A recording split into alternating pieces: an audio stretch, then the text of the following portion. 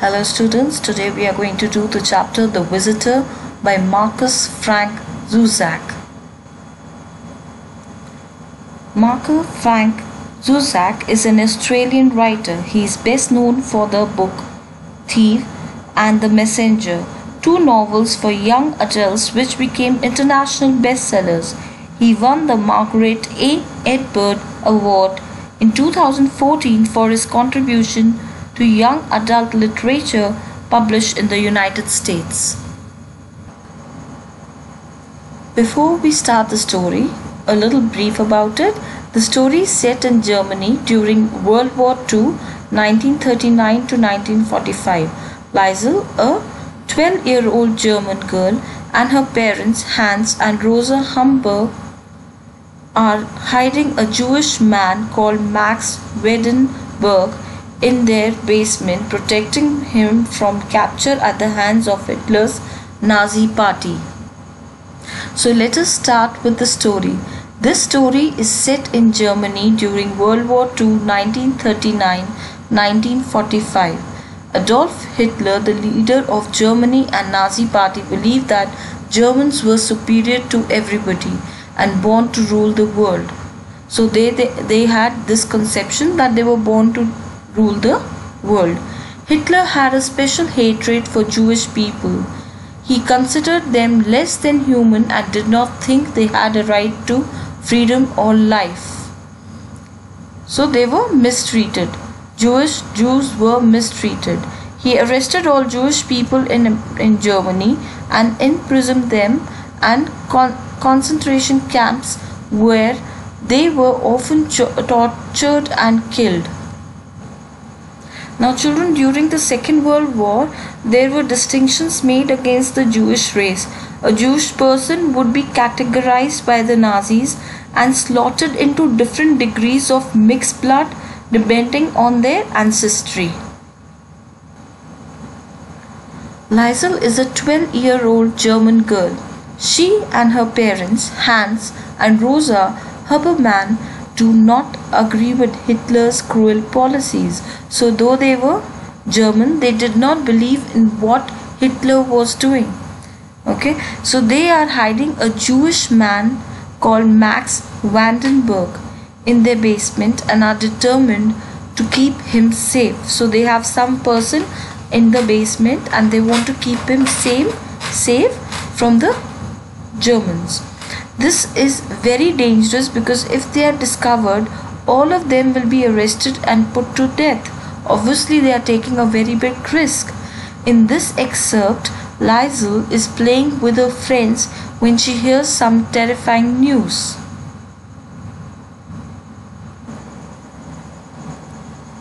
A new ball had been found for Himmel street football. That was the good news. So they were very happy that they have found a football with which they can play. The somewhat unsettling news was that a division of the NSDAP was heading towards them. Unsettling means making them feel mildly nervous or worried. And what is NSDAP? That is the National Socialist German Workers' Party or the Nazi party. The leader of the party was Adolf Hitler. So they were marching and they were heading towards them. So they were getting nervous about it. They had progressed all the way through the town, street by street, house by house, and now they stood at Frau Driller's shop. Now what is Frau? Is the word for Mrs. in German.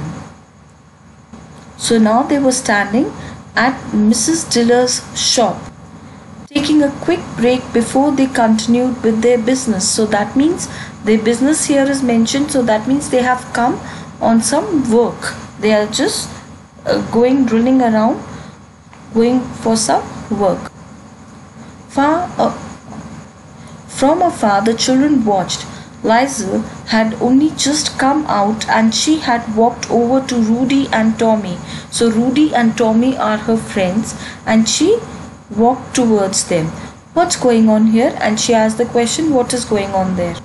Rudy put his hands in his pockets. The party, they are checking all the houses and apartment blocks. So he informed her that they are checking each and every house or the apartment in the instant dryness sees the interior of Liesel's mouth. Now Liesel's mouth turned dry immediately on hearing something that made her feel scared and panicked. Okay, now why the author has used instant dryness sees the interior of Liesel's mouth to say that she was scared. He has used these words to say that Liesel was scared. For what? She asked, what is it for? Don't you know anything? Tell her, Tommy. So Liesel asked here for what? Don't you know anything? Tell her, Tommy. So this too.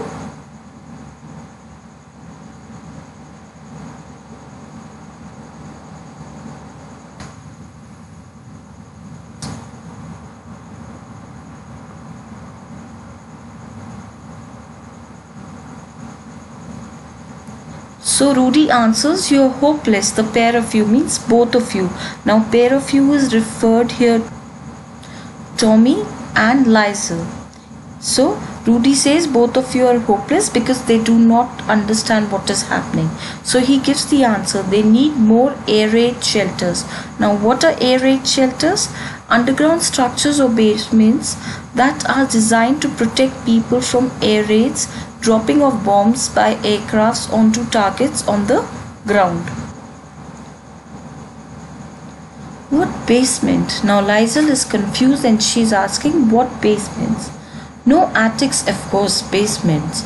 They are checking the basements to see if they are good enough to be shelters. Liesel, you really are stupid, aren't you? Now what does Rudy says? No attic. What is an attic? It is a space or room inside or partly inside the roof of a building. He means here that they are not checking any attics. They are checking the basements. They are checking basement to see if they are good enough for the shelter so that these people, these soldiers can hide over there. Liesel, you really are stupid, aren't you? So he feels that she is very stupid. The children got back to their game, but Liesel was still standing. Now children started playing and Liesel was thinking something. How could she get back inside without looking too suspicious? Now she wanted to get back to her home and she did not want others to realize that she is going there on purpose so that everybody starts suspecting her. The small crowd of men up at fraud dealers was starting to disperse. They were going to their places. Panic generated in that awful way. So everybody was getting panicked. They were getting tensed. Throat and mouth. Air became sand. Thick, she thought. Come on, Liesel. Thick, think. So she kept on telling herself, though her throat and mouth was going dry. Okay, and air became sand. She could not breathe properly, but then she kept on telling herself that think of a way. She had to find a way. So Rudy scored. Far away voices congratulated him. So he scored a goal, Rudy, and there were people standing far away and they congratulated him. They must have shouted, bravo, done well. Think, Liesel, she had it. That's it. She decided, but I have to make it real. So she's thinking of an idea here and she tells herself that yes, this is the way it is to be done. As the Nazi progressed down the street, the ball was passed through the air to one of the bigger kids, Klaus Behring. So the Nazis were marching towards them and the ball at that point of time, the ball was passed through the air to one of the bigger kids. And what was the name of the kid? Klaus Behring. The boy turned with the ball just as Liesel arrived and they collided with such force that the game stopped automatically. So the boy was coming and he collided with Liesel and the game had to be stopped. Collided here means crashed into each other. As the ball rolled off, players ran in. Liesel held her grazed knee with one hand and her head with the other. Now, grazed knee means to break the surface of the skin by rubbing against something rough. As the ball rolled off, players ran in. Lizel held her grazed knee with one hand and her head with the other. So she was holding her head and she was holding her knee also, because they both were hurting. Klaus Behring only held his right shin, grimacing and cursing. Grimacing means twisting his face in an ugly way because he was in pain. And cursing. And he was cursing whom? Where is she? He spat. I'm going to kill her. Now this kill her, and she is referred to Lizel because of her he was hurt. Now though Lizel's throat and mouth were dry and the air felt gritty, and yet she kept thinking of a way to go into her house without arousing any suspicion here.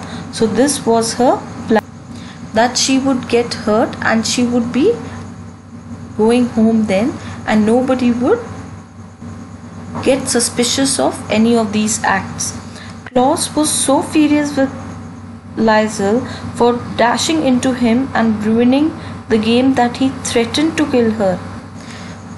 There would be no killing. It was worse. A kindly party member had seen the incident and jogged dutifully down to the group. Now this party member is referred to the party of Nazis. So he said, what happened here? He asked. So he jogged there and he thought it was his duty, and he came there to help her out. Well, she's a maniac, Klaus pointed to Lizel, prompting the man to help her up. Maniac means someone who behaves in a mad, stupid or dangerous way. So he says that, Klaus says that Lizel is a maniac and he wanted the man to help her. I don't think you are in any state to keep playing my girl, he said. Where do you live? So this man said that you are not in a position to play, and he asked her where she lives. I'm fine, she answered. Really, I can make it myself. Just get off me. Get off me. Now she's saying here that she can do it. She can help herself. She doesn't need any help. So she tells him to get off me means don't bother about it. That was when Rudy stepped in. I will help you home, he said. Why couldn't he just mind his own business for a change? So Rudy stepped in, and because he saw that Lizel doesn't want to go with that man, so he said, I will take her home. And then he says, why couldn't he? Now here is referred to the man who had come there to help. Really, Lizel said, just keep playing, Rudy. I can make it. So she tells Rudy, it's all right, I can help myself, don't worry, you can get back to your playing. No, he wouldn't be shifted. The stubbornness of him. I will only take a minute or two. No, he means that no, definitely not, I'm going to definitely help you, and it's going to take just a minute or two. Now Lizel is in command of the dangerous situation, capable of thinking clearly and acting out her ruse even while she's all tensed up. Again she had to think, and again she was able. Now she's going on thinking. She's thinking very hard. With Rudy holding her up, she made herself drop once more to the ground on her back. My papa, she said. The sky, she noticed, was utterly blue. Not even the suggestion of a cloud. So that means there were no clouds. Could you get him, Rudy? Now what does she say? That she wants to go back with her father. Now why do you think the author has mentioned the clouds here? Because to Lizel it signifies a promise that all will be well despite the desperate situation. So a sky without clouds signifies that everything is going to be alright. Stay here. So Rudy tells her, you stay here, I will get your father. Lizel kept an eye on the party man, and now what she was doing over there? She was keeping an eye on the party man, what he's doing, where he's going. A minute later, Hans Huberman was standing calmly above her. So he came there and he stood. Hey Papa, A disappointed smile mingled with his lips. I was wondering when this would happen. So the father asked when this had happened. He picked her up and helped her home. The game went on and the Nazi was already at the door of a lodging a few doors up. No one answered. So he picked her up and took her home, and then the game started. Everybody started playing and the Nazi was already at the door of a lodging. Lodging is a house. A few doors away means a few doors up means a few doors away. No one answered and no one answered over there. Once inside their house, Lizel gave him the information. So once she got inside the house, she told her father what she has heard while she was playing. She attempted to find the middle ground between silence and despair. This line means Lizel was scared. She felt as if she would cry if she opened her mouth. So she tried to calm down and speak to her father. Papa, the party, she whispered. Papa stopped. He fought off the urge to open the door and look up the street. They are checking basements to make shelter, so she informed her father what she has heard in the street while playing. That those men are coming to check their basements. Why they need the basements? For their shelter. He set her down. Smart girl, he said, and then called for Rosa. Rosa is his wife and Lizel's mother. They had a minute to come up with a plan. They had just 1 minute to come up with a smart.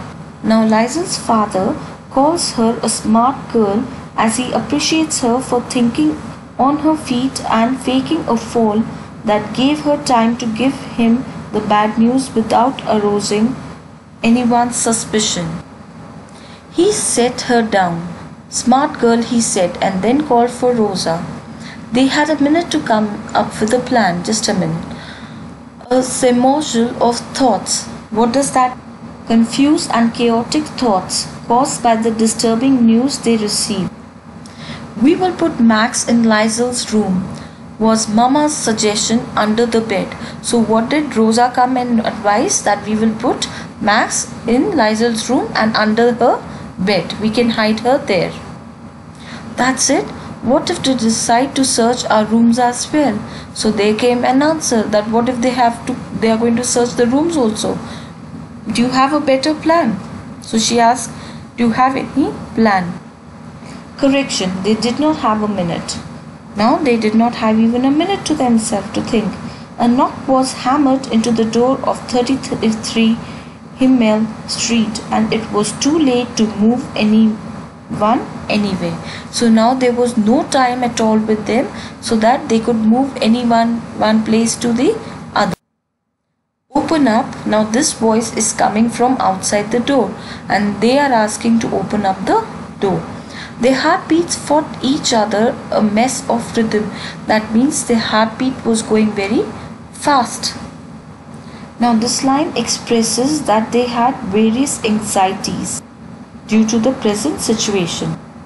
For not just the Jew, but they would also be punished, perhaps even killed, for not being in sympathy with the government. So they had this concern just not for the refugee who was in the basement, also for themselves. They were scared for themselves also. What if they find out? So they would also be killed. Additionally, the parents would have worried for their children more than for themselves. The tension among the family was not geared towards one issue but several issues. Therefore, the description of their heartbeats being a mess of rhythm, fighting each other instead of being harmonious in a graphic way of saying that their emotional responses to the same situation were different. Why? Because they were scared for themselves, they were scared for the refugee, and they were scared even for their children as well. On this day, it was Papa who rose to the occasion. Now, what do you mean by rose to the occasion? Papa put his panic aside and dealt with the situation calmly. So he kept very calm and he dealt with the situation. He rushed to the basement door and drew a warning down the steps. When he returned, he spoke fast and fluent. So when he came back, he started speaking at that time. Before that, he had gone to the basement and give them warning to that person. Look, there is no time for tricks. We could distract him 100 different ways, but there is only one solution. He eyed the door and summed up nothing. So the father comes up with a solution that there is no solution at all with them. That was not the answer Rosa wanted. Her eyes widened, so she was surprised. That is the reason her eyes widened. Nothing? Are you crazy? The knocking resumed. So they started knocking again. Now the wife says that, are you crazy? There is no plan at all you have with you. Papa was strict. Nothing. We don't even go down there, not a care in the. So he was determined in whatever decision he has taken. He says nothing. We are not going to go there and we are not going to care about it. Everything slowed. Rosa accepted it. So whatever father had told, Rosa, the mother, accepted. She said, okay, we'll go as you tell us. Clenched with distress, she shook her head and proceeded to answer the door. Clenched with distress means tense with fear and anxiety. So she was very tensed up. Rosa was very tensed up. And she shook her head and proceeded to answer. She went there to open the door. Liesl, Papa warned, just stay calm. Understand? So that is what the suggestion that the father gives to her girl, that you should just stay calm. Nothing else. Don't do anything else. Yes, Papa. She tried to concentrate on her bleeding leg. Now she was thinking about her leg which was bleeding.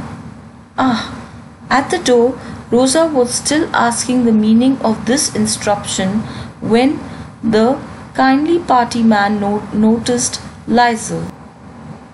The maniacal football player. He grinned. How's the knee? You don't usually imagine the Nazis being too chirpy, but this man certainly was.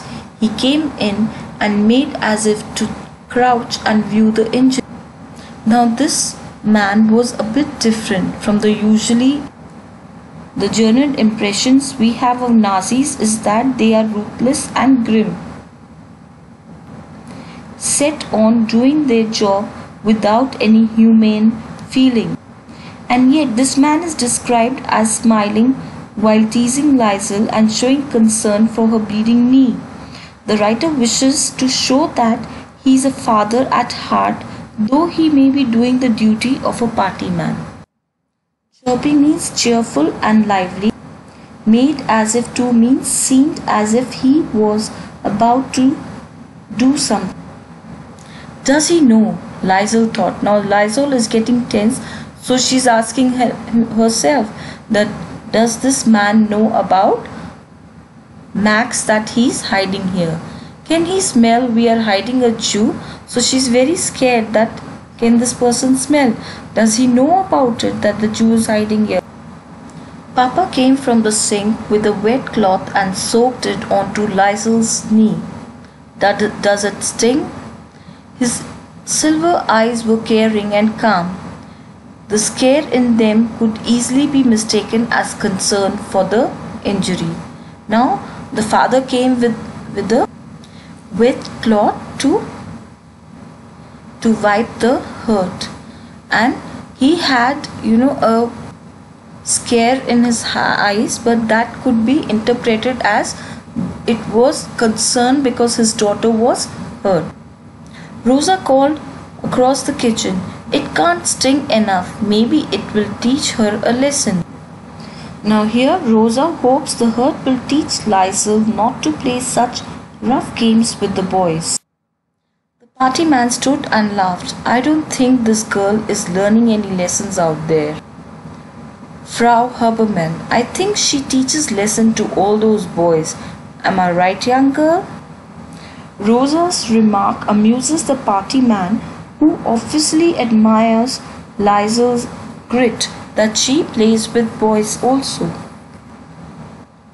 Papa shoved the cloth into the injury and Liesl winced rather than answered. It was Hans who spoke, quite sorry to the girl.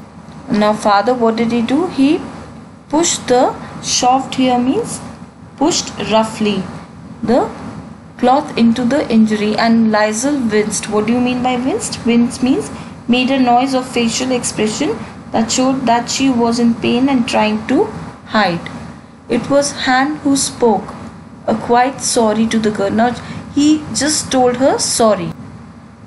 There was the discomfort of silence, so everybody was silent and they were discomfort. And the party man remembered his purpose, and then the party man remembered why he had come there. If you don't mind, he explained, I need to inspect your basement just for a minute or two to see if it's suitable for a shelter. So he asked why he had come there, and he asked them to go and look into the basement if it was suitable for their shelter. Papa gave Liesl's knee a final dab. You will have a nice bruise there too, Liesl. Casually, he acknowledged the man above them. Certainly, first door on the right. Please excuse the mess. So first he speaks to Liesl that you are going to have a bruise there, and then he acknowledges the man who's standing there, and he says, certainly, definitely you can go. It is the first door on the right. Please excuse the mess. He says everything is very messy, so kindly excuse her.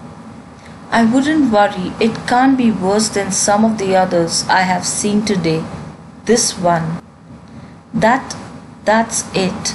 The longest 3 minutes in Huberman history. So he says nothing can be worse than this, because these are the longest 3 minutes in their life history. Now can you see here, children? The longest 3 minutes in Huberman history has been capitalized. Now why do you think it has been capitalized? It is to show the readers that the 3 minutes would have seemed like an eternity to the Hubermans. The writer not only highlights the fact as if it were a headline for a news item, but also stretches out how each one of them went through it. Papa sat at the table. Rosa prayed in the corner, mouthing the words. Liesl was cooked, her knees, her chest, the muscles in her arms. I doubt any of them had the audacity to consider what they had do if the basement was appointed as a shelter. They had to survive the inspection first. Now here Rosa prayed, mouthing the words soundlessly. Liesl was hurting in body and spirit, and Papa sat at the table for a while before walking to the hall and calling out to the party man. None of them had the courage to think of what they would do if their basement was considered good enough to be used as a shelter. They were too preoccupied with the present inspection. They listened to Nazi footsteps in the basement. There was the sound of measuring tape. Liesl could not ward off the thought of Max sitting beneath the staircase to the basement, huddled around his sketchbook, hugging it to his chest. Now here, cooked means was in a very bad condition, physically hurt and feeling disturbed. Audacity means courage to think that the Nazi would not discover Max hidden in the basement. Ward off means protect herself against. And huddled means sat with his arms and legs held tightly around something because he was scared. So they could hear that someone was measuring the length and breadth of the basement. And Liesl was imagining how Max could be sitting down under the staircase and how he would be huddled over there. Papa stood. Another idea. He walked to the hall and called out, "Everything good down there?" So what did he do? He walked to the hall and he called out that man who had gone down for inspection, and he asked, "Is everything good there down there?" The answer ascended the steps on top of Max Vandenberg. Another minute perhaps. So what is the answer that they got back? from this man who was measuring the basement. He said it would just take another minute. Would you like some coffee, some tea? No, thank you. So they asked him if he wanted any coffee or tea, and he answered negatively. When Papa returned, he ordered Lysel to fetch a book and for Rosa to start cooking. So when the father came back, he instructed Lysel to get her a book and told his wife you should start cooking.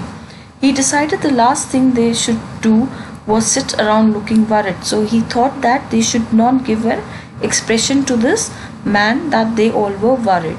Well, come on, he said loudly.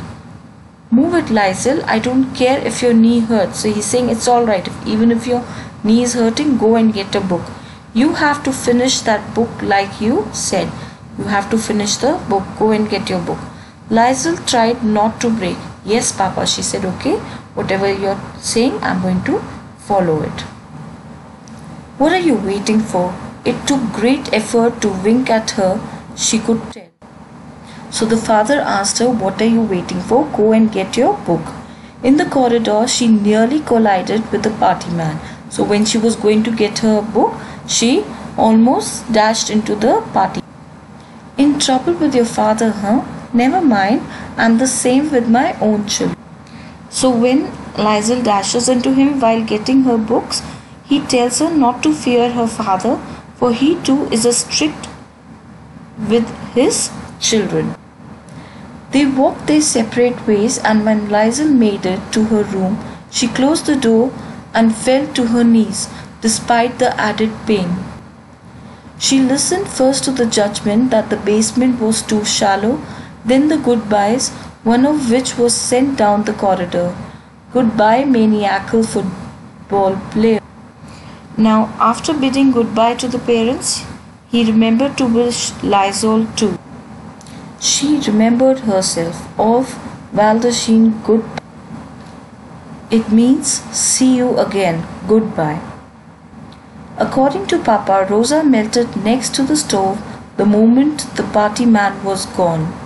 They collected Lysel and made their way to the basement, removing the well-placed sheets and paint cans that were hiding Max Vandenberg.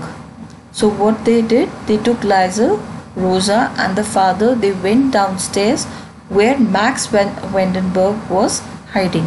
How he had been hiding? Because he was hidden behind the paint cans and well-placed sheets.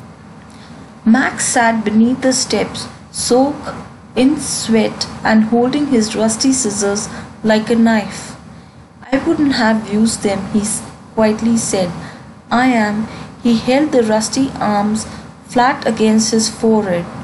I'm so sorry I put you through that.